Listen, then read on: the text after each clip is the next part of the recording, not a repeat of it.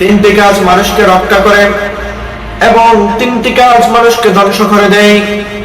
যে তিনটি কাজ মানুষকে রক্ষা করে, ওই তিনটি কাজ যদি কোনো মানুষের ভেতরে থাকে, আল্লাহ পাক রব্বুল আলামিন তাকে পাপাচার, অনাচার, অন্যায়, ব্যভিচার থেকে দুনিয়ার বুকে আল্লাহ পাক তাকে বাঁচিয়ে দিবেন এবং দুনিয়াতে আল্লাহ পাক তাকে সম্মান দান করবেন। কিয়ামতের ময়দানে কঠিন মুহূর্তের সময় আল্লাহ পাক তার জন্য পুরস্কার রেখে দিয়েছেন মুসলমান ইমানদার।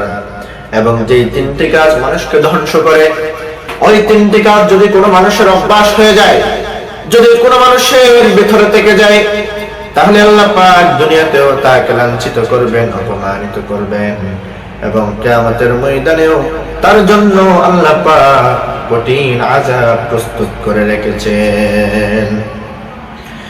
এই প্রসঙ্গে আল্লাহর হাবিব সাল্লাল্লাহু আলাইহি ওয়াসাল্লাম বলেন, عن أبي هريرة رضي الله تعالى عنه أن رسول الله صلى الله عليه وسلم قال: ثلاث منجيات وثلاث مهلكات، فأما المنجيات فتقوى الله في السر والعلانية، والقول بالحق في الرضا والسخط، والقصد في الغنى والفقر।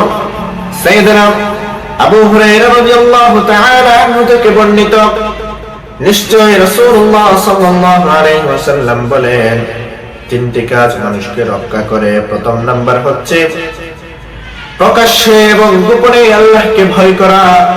দ্বিতীয় নাম্বার হচ্ছে সৃষ্টি এবং অসৃষ্টিতে হক কথা বলা, সত্য কথা বলা এবং সচ্ছলতায় এবং অসচ্ছলতায় মধ্যম পন্থা অবলম্বন করা।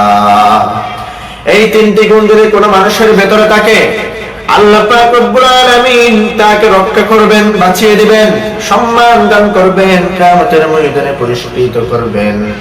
আল্লাহর হাবিব সাল্লাল্লাহু আলাইহি ওয়াসাল্লাম বলেন, তিনটি কাজ মানুষকে ধ্বংস করে দেয়।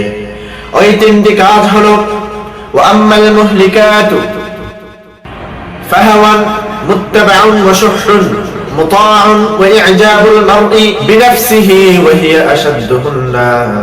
আল্লাহর হাবিব সাল্লাল্লাহু আলাইহি ওয়াসাল্লাম বলেন, যে তিনটি কাজ মানুষকে ধ্বংস করে, ওই তিনটি কাজের প্রথম নাম্বার হলো প্রবৃত্তির অনুসরণ করা, দ্বিতীয় নাম্বার হলো কৃপণতা থেকে মেনে নেওয়া। আল্লাহ পাক তাকে ধন সম্পদ দিয়েছেন কিন্তু সদা সর্বদা কৃপণতা করে। তৃতীয় নাম্বার হলো আত্ম অহংকার করা। আমার যে ধন সম্পদ আছে, টাকা পয়সা আছে, এগুলোর উপর আত্ম অহংকার করা। কোনো মানুষ যদি এই তিনটি গুণে গুণান্বিত হয়ে যায়, আল্লাহ পাক রব্বুল আলামিন তাকে লাঞ্ছিত করবেন, অপমানিত করবেন, অপদস্থ করবেন।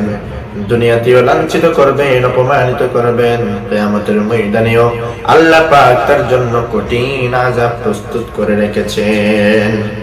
এজন্য মুসলমান ইমানদার প্রকাশ্যে এবং অপ্রকাশ্যে আল্লাহকে ভয় করতে হবে এবং সন্তুষ্টি এবং অসন্তুষ্টিতে হক কথা বলতে হবে এবং সচ্ছলতায় এবং অসচ্ছলতায় আল্লাহ পাক রব্বুল আলামিন আমাদেরকে যে ধন সম্পদ দিয়েছেন, এই ধন সম্পদ নিয়ে আমি সুখে থাকলেও দুঃখে থাকলেও মধ্যম পন্থা অবলম্বন করতে হবে এবং তিনটি কাজ আমাদের থেকে বিদায় দিতে হবে, তিনটি কাজ আমাদের থেকে ছেড়ে দিতে হবে।